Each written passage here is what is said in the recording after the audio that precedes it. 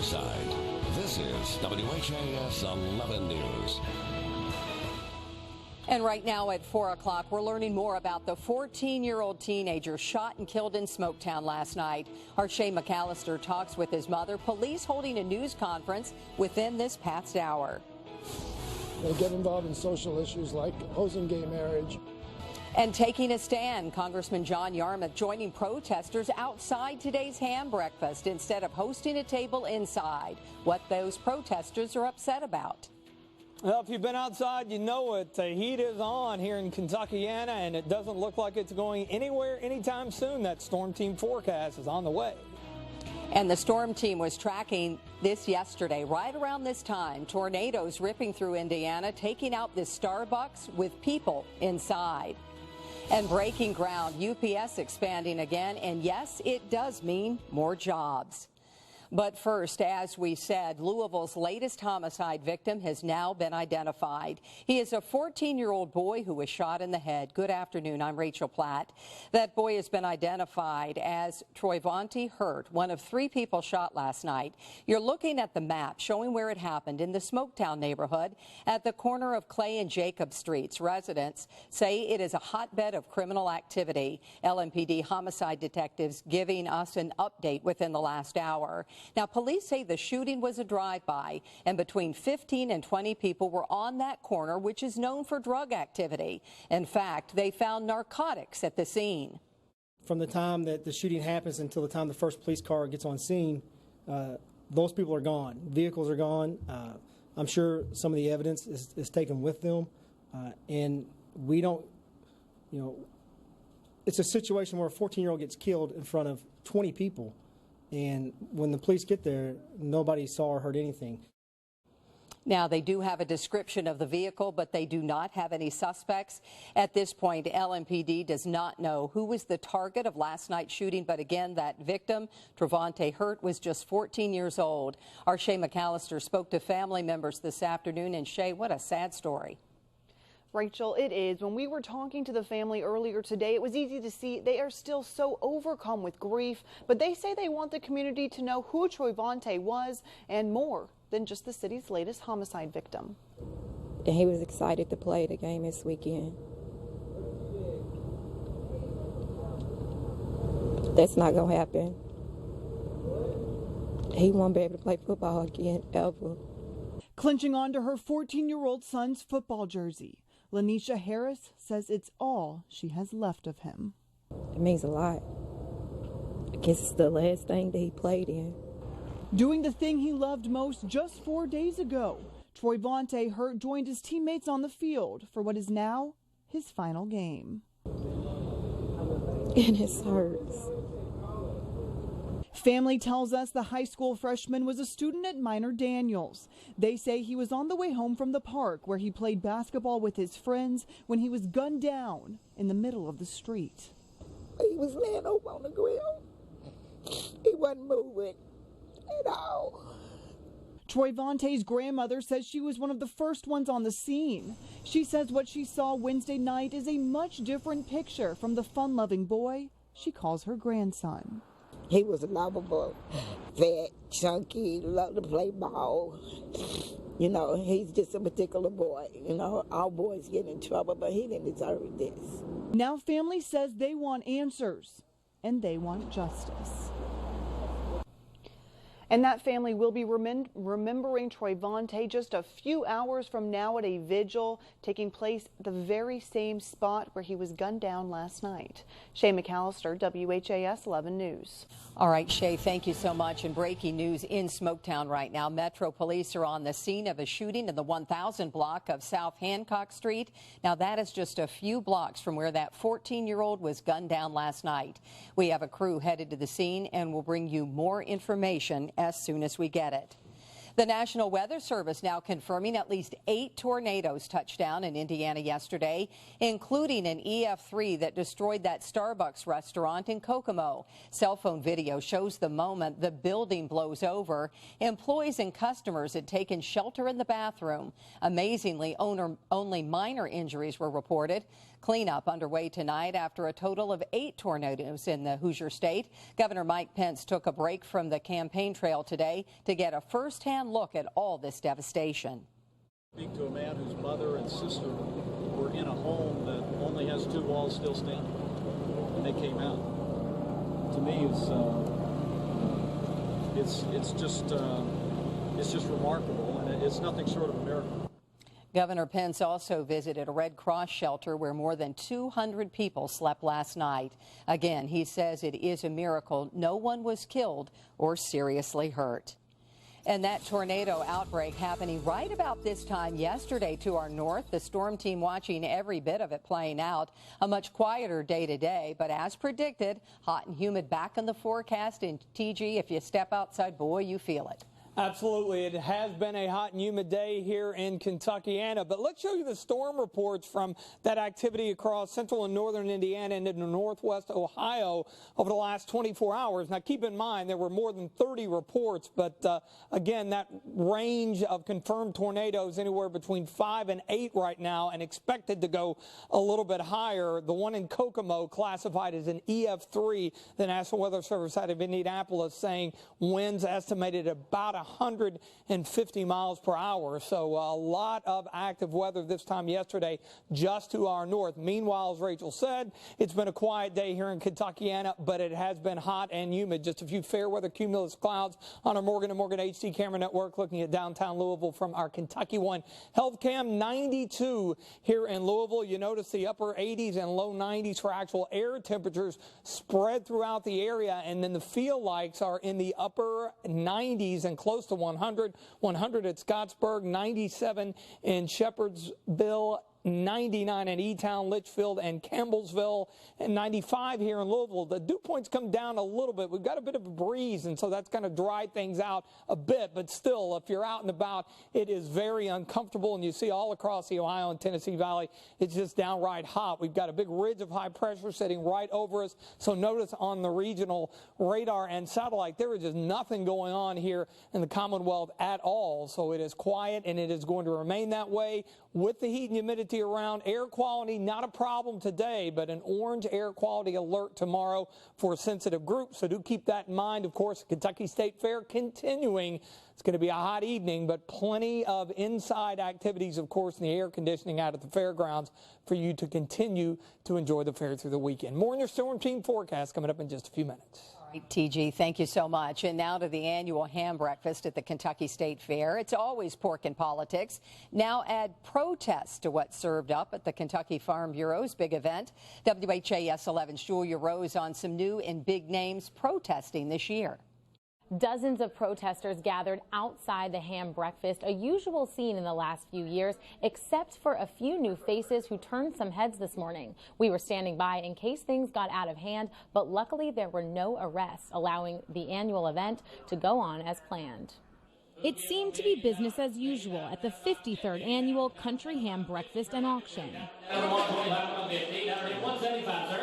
1,600 people packing the room to watch the grand champion ham sell for $600,000.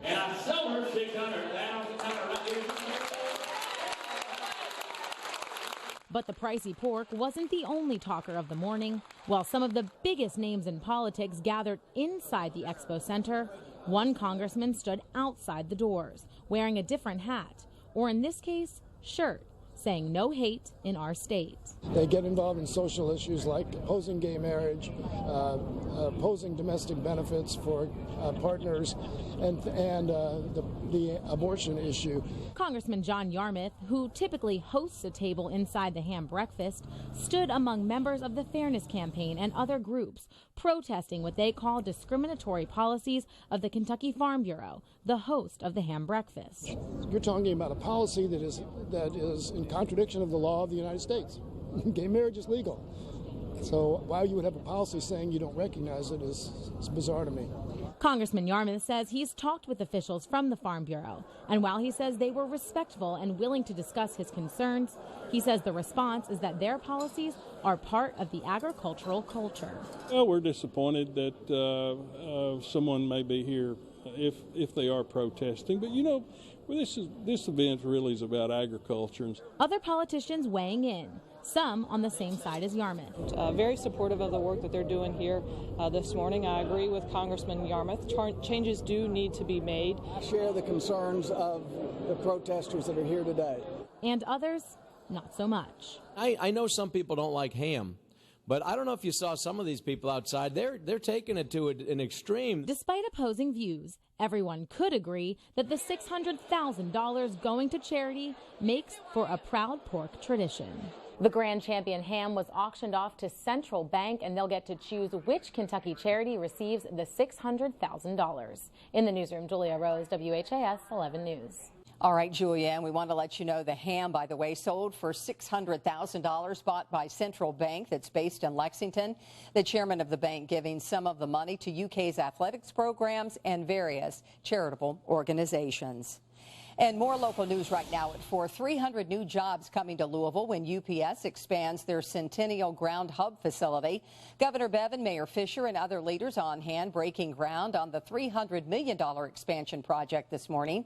It'll nearly triple the size of the facility on Air Commerce Drive near Louisville's International Airport, and it means about 300 new jobs.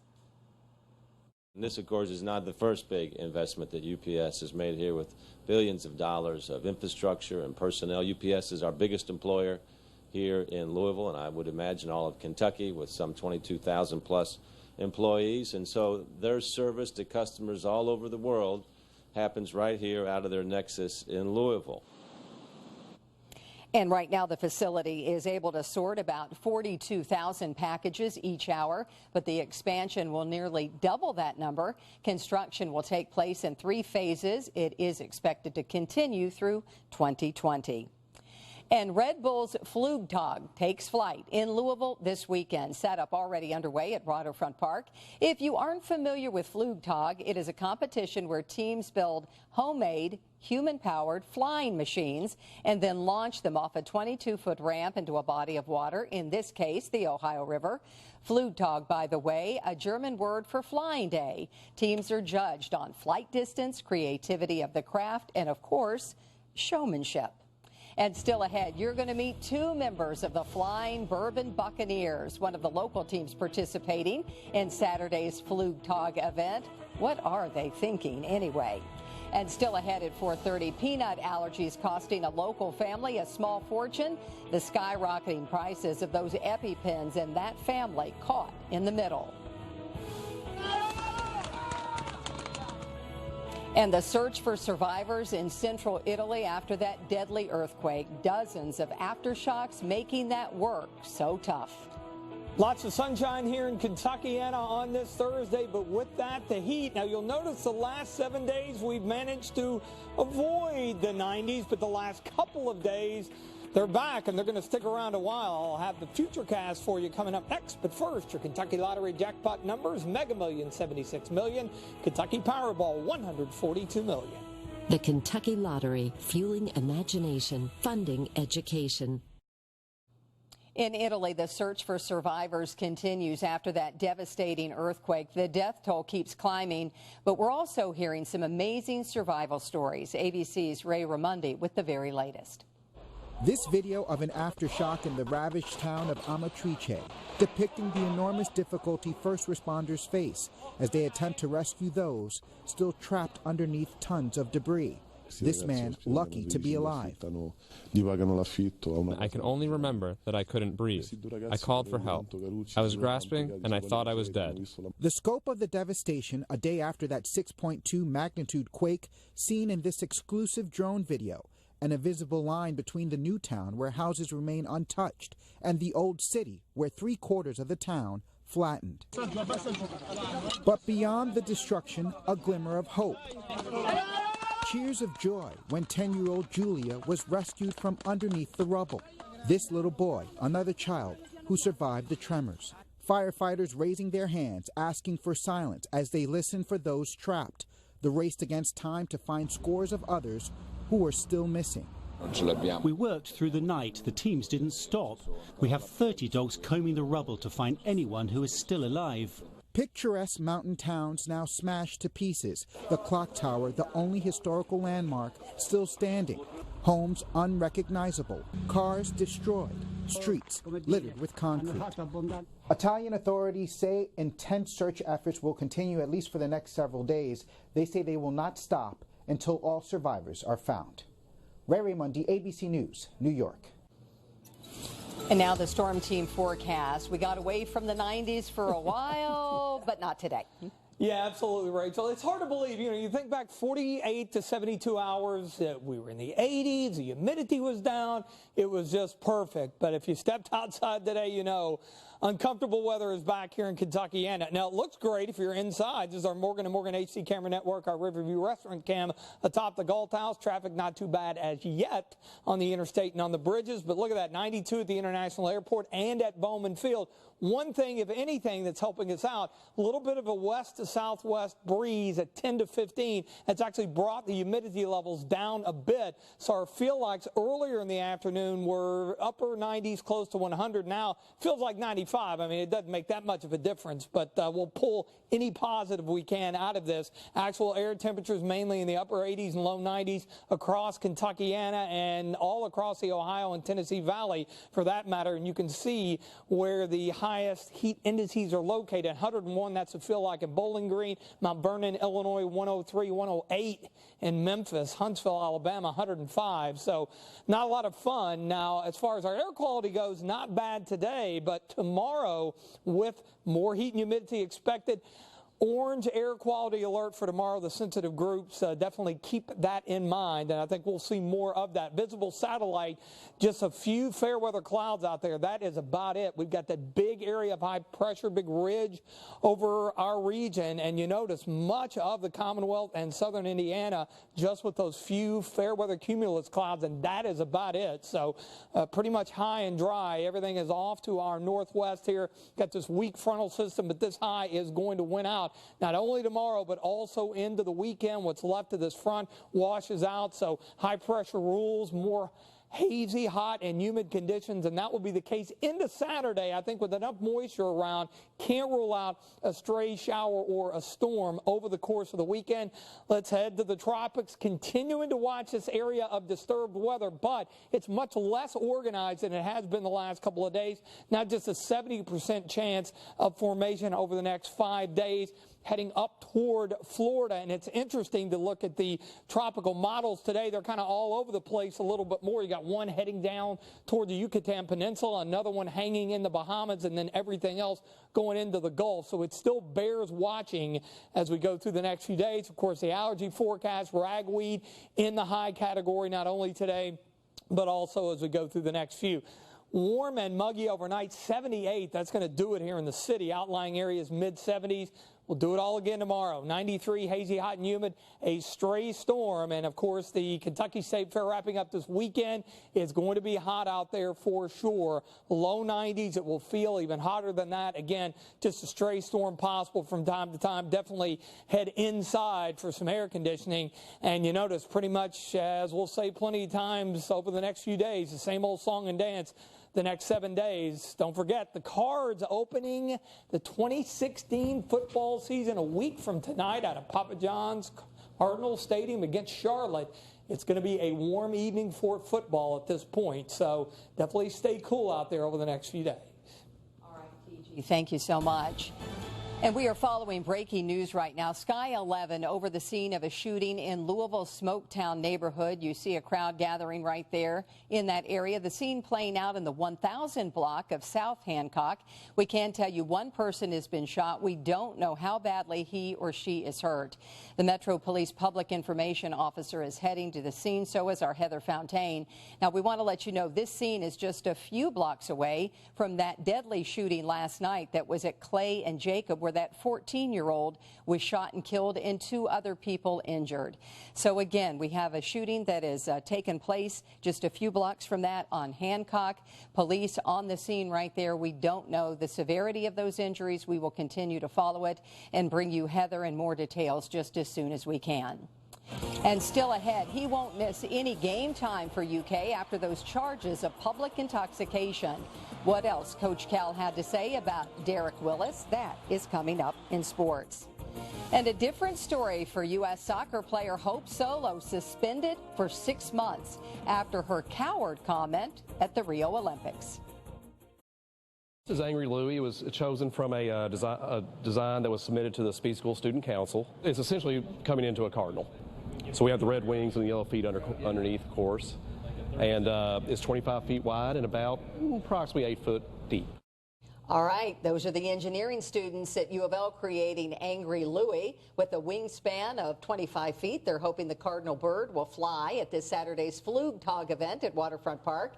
Mercy Academy also has an entry. The all-girls school using their STEM education to build their flying craft. Oh, look at that. Around 35 teams in all competing in the Red Bull-sponsored event. Those homemade flying machines ready to take to the air or not, or the water this Saturday. And joining me to talk about the event, we have two members of another team. These are the Flying Bourbon Buccaneers, who hail from Butchertown. We want to say hello to Matthew Coleman and Richard Rush. Thank you guys so much for coming. So you were looking at the cardinal bird going, that one looks pretty good. Getting a little nervous about that? It does. It looks like a very, very well built craft that they put together there, and it looks really nice. And because one of the big parts to win this is how many people vote on your craft, not so much a distance. I think they're probably a shoe-in to win that part of it. All right. Well, we're going to see, because we're going to show what you all have built. That's and good. You have different team members here. Anybody an engineer? Because it seems to me you kind of need some skills in order to build this. We do, and those skills did not come from me. I have 4 engineers on the team, and we've put together a whole lot. We've put a lot of work into designing our plane and building something that would fly. Our plane was actually now that's the Cardinal one. Yeah, we'll that's find the Cardinal yours. one Yeah, here. we're going to find yours here in just a they second. just replayed the same one over again. Yeah. Oh, they're getting double coverage. This is not fair for the popular vote. Oh, there it is. That's There our it is. cart and our testing stage. And there's Jeff as we're trying to get our plane up and testing for center of gravity and lift and center of lift, and we're just kind of getting a feel for what makes a plane go up and what keeps it up in the air, and we want to get it to fly straight, and we wanted to get it to fly far, so that's really important for us. Well, no kidding. So so the purpose of this, they're man-made.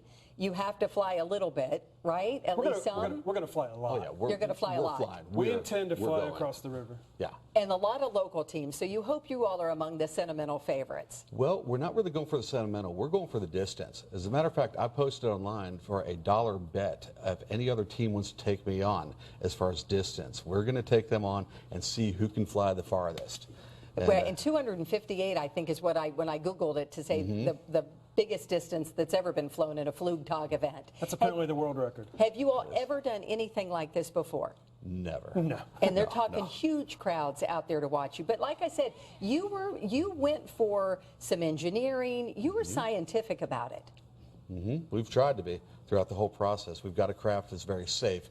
Safety was really very high on my list of things and stuff because we don't want anybody to get hurt. This isn't just a bunch of crazies out there, even though it looks like you all are a bunch of crazy. Oh yeah, we put a lot of thought into it. We've got all the corners are padded off and taped off, and it's a very safe craft. I think our craft is safer than some of the commercially built crafts. And we've got a little motif going here, a little pirate attitude. We are the Flying Bourbon Buccaneers. I love that. And Who we would came up with love that? it if somebody voted for us online there. And I said, what do you win if you win? And you said, I don't know. I don't know. It doesn't even matter. A win's a win. That's the win. craziest. It's just bragging rights a little bit. Well, guys, thank you so much. Good luck, and good luck to your pilot. Thank you. Thank you. We hope they know what they're in for. Thank you so much. And you can see the Flying Bourbon Buccaneers and other teams take flight this Saturday at Waterfront Park. Gates open at 11. The first aircraft takes off a little after noon.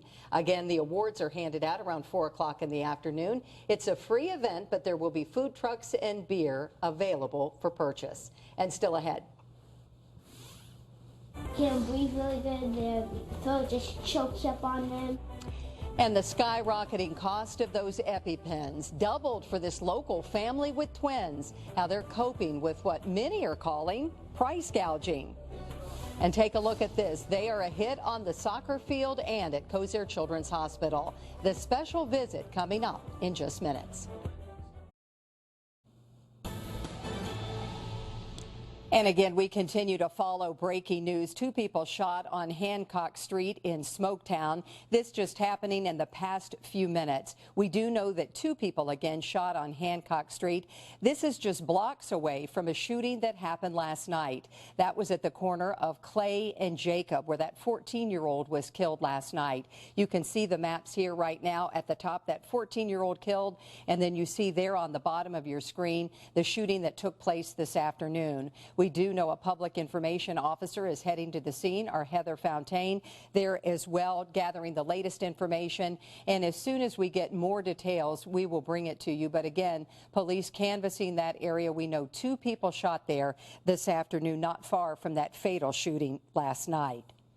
And now to another story. It is life-saving medication that has skyrocketed in price, putting families in tough situations. Thanks for staying with us at 4:30. EpiPens can mean the difference between life and death for children with severe allergies. But over the past 7 years, that price has increased nearly 400%. Our Sarah Wagner sat down with one family today with twin girls who need those EpiPens. Sarah, that's costly. Oh, absolutely, Rachel. The twins' mom first noticed a reaction when their big brother was eating Nutella around them. The girls showed the classic symptoms with hives and runny noses, and doctors quickly diagnosed them with a number of food allergies. They never leave home without an EpiPen, but it's now coming at an unimaginable cost. Inside St. Aloysius School, you'll find 2 very enthusiastic 6-year-olds. Like most kindergartners, Reese and Madison Morris love school, but their supply list includes a few more items than most. It's this like pen thing. It's placed medicine in you. Sure, they may not know the exact science of the EpiPen, but they absolutely understand its purpose. Saves kids' life. The twins have 8 sets or 16 EpiPens between the 2 of them. We have them, in the classroom, in the office, with me at all times, and at home. Luckily, the twins have never had to use their EpiPens, but the whole family knows what to look out for, including big brother Brady. They can't breathe really good. Their throat just chokes up on them. The twins' mom says they're lucky to have good insurance, but they still ended up paying about $4,400 for their EpiPen sets this year, even dipping into their savings for this life-saving drug. And it's happened so fast. So, the EpiPens need to be readily available. It's a matter of life and death. In 2009, an EpiPen set cost around $100. Today, prices are topping off at more than $600. Experts say that jump all comes down to a lack of competition in the market. And when competition is taken out of the market, then companies are just naturally incentivized to make decisions that help themselves, but ultimately are really damaging to consumers. There may be some relief on the way for families, though. Just this morning, Mylan, the company that makes the EpiPen, announced it's trying to cut the cost of the drug by offering different discounts depending on your insurance situation. Live in the newsroom, Sarah Wagner, WHAS 11 News. We head into the final weekend of the Kentucky State Fair. It seems to make sense. The heat is back in the forecast. Meteorologist T.G. Shuck with those numbers. Hey, T.G. Hey, Rachel, I tell you, it's one of those days, if you were inside looking out, hey, it's a beautiful day here in Kentucky and lots of sunshine. Looks great outside until you step out, because temperatures have topped the 90-degree mark in many locations. And kind of looking ahead at our headlines here, heat and humidity here to stay, at least for a while. Isolated storms the next few days, and one thing to be concerned with, of course, heat indices around the 100-degree mark. You see temperatures across Kentuckiana, mainly in the upper 80s and low 90s. 92 here in Louisville, Shelbyville at 91, Frankfort at 91 as well. Also down to Springfield. Checking out temperatures around the metro, Beachmont at 94, Iroquois Park at 93, as well as PRP, 91 across the river in Jeffersonville. And then, of course, you factor in the humidity and the feel likes, especially downstate, upper 90s, 99, Shepherdsville, E-Town, Litchfield, Campbellsville, and Columbia, all right around that 100-degree mark. We just don't have anything out there other than a few fair weather clouds. So you see across the Ohio Valley just not much happening. And with the heat and humidity around, of course, air quality not bad today, but it will go up to code orange tomorrow, so sensitive groups, you definitely have to be aware of that, and just everyone take it slow here over the next few days. We'll have that futurecast for you in the forecast coming up in just a few minutes. All right, TG, thank you. And now to sports. Coach Cal still dreams of a perfect season. The UK coach talking with the media today about a charity softball game, and for the first time talking about Derek Willis, his arrest, and what it means with upcoming game time. Sports director Kent Spencer joining us with plenty on Coach Cal's mind, but a lot of people wondering about this Derek Willis. Really the first time we've heard him talk about it. Yeah, absolutely. And a lot of people, when Willis was arrested for public intoxication back in mid-June, I think a lot of people were wondering what his punishment might be. John Calipari announcing today there would be no suspension for the senior-to-be. Calipari meeting with the media this morning for the first time since Willis was arrested, like Rachel said. You might remember video surfaced from that incident as well that took place in northern Kentucky. Calipari says whatever punishment was handed out, they're keeping in-house. You guys know I don't throw people under the bus. You guys know how I am. And we deal with every situation in its own right. We gather the information. And Derek knows that he's under a different eye now than he was. But I'm not going to tell you specifically what we did and didn't do. I'm not going to write your stories and do all that stuff. But obviously, he and I have talked a few different times. Well, in order to stand out in the Louisville receiving corps, you've got to be extremely unique or extremely consistent. For a true freshman last year, Jalen Smith was very consistent. Smith caught 29 passes for 376 yards and a touchdown a year ago, which was good for third on the team. He really hit the ground running because the bulk of his work came at the beginning of the year. Smith hoping to take his game to the next level in his sophomore season. Well, I didn't know everything. I knew most of the plays. That's what got me on the field early. And so what I worked on was my route running, my slow technique blocking, and footwork. So trying to get a lot quicker. And Smith undergoing a number change. He was number 87 his freshman year, wearing number 9 now for the Cards. Should be excited to see what kind of year he has. And back to John Calipari. Obviously, he talked a lot of basketball, but the perfect of his conference, the reason why he talked today was because he's got that charity softball game coming up in Lexington this weekend. I know you're going to have much more on that. Yeah, because big names at that. Big names at that, and a pretty good cause. Yeah, thank you so much, Kent. We appreciate it. Speaking of good causes, Louisville City FC players taking a break from the soccer field today to visit with patients and their families at Cozier Children's Hospital. That visit comes 2 days before the soccer club hosts its first Cancer Awareness Night. The players say they enjoy getting the chance to lift up the spirit of these young patients. I feel like we don't take life for granted, and we appreciate the stuff that we have and try to make a difference in other people's lives as well. And especially playing for a beautiful city, Louisville, you're going to help out the organization because they come support us, so we kind of support them as well. Cancer Awareness Night is this Saturday against Bethlehem Steel FC at 7:30. Use the promo code CANCER 2016 to purchase your tickets online, and a portion of the money will go toward 5 local charity partners. And we are working on all new stories tonight on WHAS 11 beginning at 5. Doug Proffitt joining us now with the preview. Doug? Hello, Rachel, and good afternoon, everybody. Coming up, they were once in charge, and now they are back with meetings. But are they in charge of U of L this time around? The old Board of Trustees at U of L are taking up business today. One of the issues, a 5% tuition hike, which trustee Craig Greenberg was opposing months ago. Did they get it? The budget also needed to be approved. Did they get that done? And what does the Kentucky governor think about this board making a return? After all, he got rid of them. He got rid of the entire board. Why he says it's an ego trip coming up. Plus, Louisville's waterfront park has turned into Louisville's front door gym. It's always been free. So an idea now to charge for parking has stirred up many people. Why does the park even need the money in the first place? We'll explain this proposal straight ahead.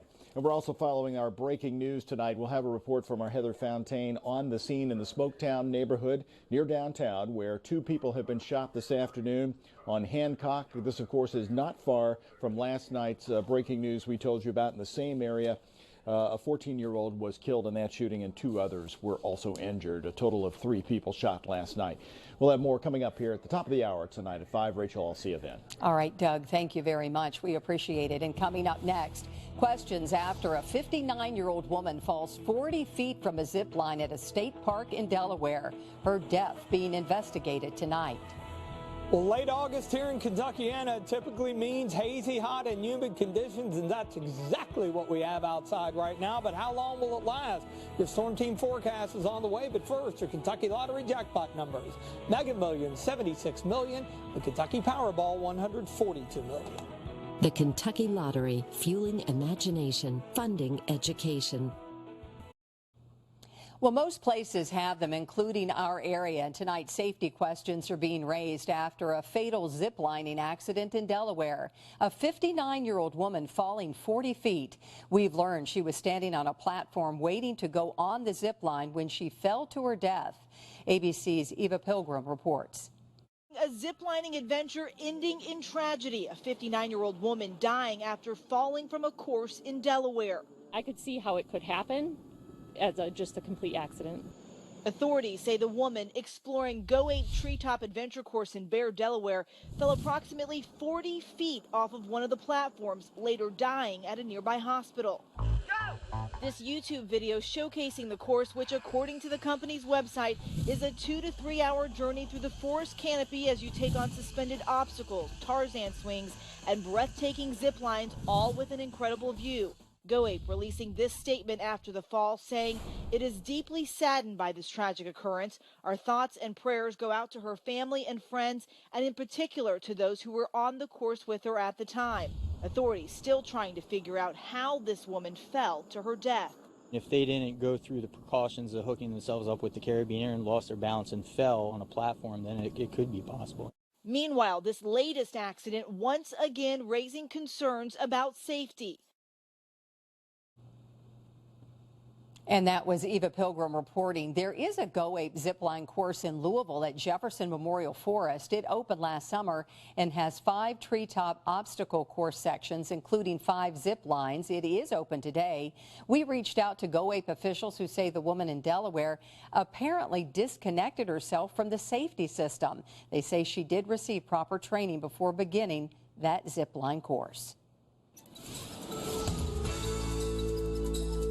The air conditioners and fans are going to be running overtime here in Kentuckiana over the next several days. Gone is our break from a few days ago where we didn't have to deal with the heat and humidity at all. Now, it looks great from our Morgan & Morgan HD camera network here, our Riverview restaurant cam atop the Galt House. Of course, the interstates and the bridges beginning to back up as we approach the 5 o'clock hour here. Notice just a few fair weather cumulus clouds, and those are already beginning to diminish a bit, but 92 both at the International Airport and at Bowman Field. We do have a bit of a breeze, and actually dew points and humidity levels here in Louisville proper have come down over the last couple of hours, but really doesn't make that much of a difference. Actual air temperatures in the upper 80s and low 90s. 91, Shepherdsville, Springfield, Frankfort, Shelbyville, up into Scottsburg and Seymour as well. And then you factor in the humidity in our feel likes, mainly into the mid with a few upper 90s. You see the 100 down there in Litchfield in Grayson County, 98 in Mumfordville, and 98 in Jasper over in Du Bois County. And we're not the only ones dealing with the heat. It is pretty toasty everywhere across the Ohio and Tennessee Valley, and those heat indices well above the 100-degree mark, especially Memphis down to Huntsville, 105 and 108 respectively there. Air quality not bad today, but we do have code orange tomorrow, air quality alert. So for the sensitive groups, definitely keep that in mind. And I think we'll have more of that as we go into the coming days with all the heat and humidity sticking around. Look at the visible satellite. Again, very little in the way of cloudiness to take the edge off of that heat at all. We've just got a big ridge of high pressure in place over the southeastern U.S., everything going up and around the ridge. And as long as we are underneath it, we're going to continue to see these hazy, hot, and humid conditions. There is a weak front. We'll kind of wash out as it drops in tomorrow. Can't rule out an isolated storm or two, maybe a little better chance as we get into the day on Saturday. But again, we're talking 20-30% chance. These things will be widely scattered as we take you hour by hour on our Futurecast here. Notice as we go through the rest of the evening, nothing doing. Temperatures not cooling off that much at all. In fact, tomorrow morning, waking up upper 70s here in the city, probably in the mid 70s everywhere else. Tomorrow afternoon, maybe a few more scattered clouds around, some organized rain just to our west. And then as we get into Saturday afternoon especially, you see a few scattered storms in the area, so that is something to keep in mind. So again, 78 here in the city proper, very warm and muggy overnight. Coming up tomorrow, we'll do it all again. Hazy, hot, and humid, 93, just a stray storm possible. Now this weekend, there's a lot going on in the area. Sellersburg celebrates. We've got that going on. Also art in the Speed Park and the African Heritage Festival, Muhammad Ali and 17th and 18th Street Festival and Parade. You see temperatures in the low 90s, heat indices close to 100, and this is going to continue into next week. And don't forget about the Cards home opener out at Papa John's Cardinal Stadium next Thursday against Charlotte. It will be hot then as well. All right, thank you so much, TG. Still ahead, a UK celebrity softball game this weekend in Lexington. Now playing for a cause. All that flooding in Louisiana. That idea coming from a former player who has seen that devastation. And a former U of L football player also feeling the sting of that flooding. His childhood home, a total loss. UK basketball coach John Calipari is helping people impacted by major flooding in Louisiana. Coach Cal announcing this morning 100% of the proceeds from this Sunday's Celebrity Softball Classic will be donated to the American Red Cross. The idea actually came from former UK superstar Anthony Davis, who now plays for the New Orleans Pelicans. And flood cleanup is something Coach Cal has experience with. A home he owns in New Jersey flooded during Superstorm Sandy in 2012. But he says the people in Louisiana even worse off because of all of that oppressive heat. The more I watched, and then I heard about the weather, and then they had the president sweating. I'm like, and the houses are still, water still soaked in some of the houses. It's just, you know, we lived it in New Jersey, New York, and now they're living it down there. Former UK stars like Carl Anthony Towns, Michael Kidd-Gilchrist, Nerlens Noel, and Terrence Jones all playing on Sunday, along with some legends like Kyle Macy, Rex Chapman, and Tim Couch. Calipari, though, will not play. He says his hip is still bothering him. Tickets start at $5. For more information, head to WHAS11.com. And former University of Louisville quarterback Stephon LaFours lost his childhood home in that Louisiana flooding. His parents' home in Denham Springs, the one his dad built, now underwater. Stephon, who now coaches at Christian Academy Louisville, says his heart sank when he saw Interstate 12 was flooded just miles from his home. It was always the way we would go to go anywhere, really, to get on the interstate, and that whole overpass was flooded. And I thought to myself, wow, you know, if that area there is flooded, then when that water makes its way down further south to where my home was, you know, it's going to be bad. LaFours isn't sure where his parents will go next. A GoFundMe page has been set up to help the family. So far, it has raised more than $22,000. If you would like to help, we have you linked up at WHAS11.com. And still ahead is Ryan Lochte trading in his Speedo for dancing shoes. What we've learned today. And season 23 of Dancing with the Stars kicks off next month here on WHAS 11, and swimmer Ryan Lochte will be joining the cast. USA Today reporting the deal was worked out before Lochte's Olympic saga in Rio, where he over-exaggerated that story about being robbed at gunpoint. After the real story was revealed, Lochte lost 4 of his sponsors, including Speedo and Polo Ralph Lauren. Lochte will be competing against celebs like Bachelorette JoJo Fletcher, model Amber Rose, and the Fosters actor Jake T. Austin. The entire season 23 cast will be revealed on Good Morning America coming up on August the 30th. And that's it for us here at 4 o'clock. Your top stories continue right now at 5 o'clock.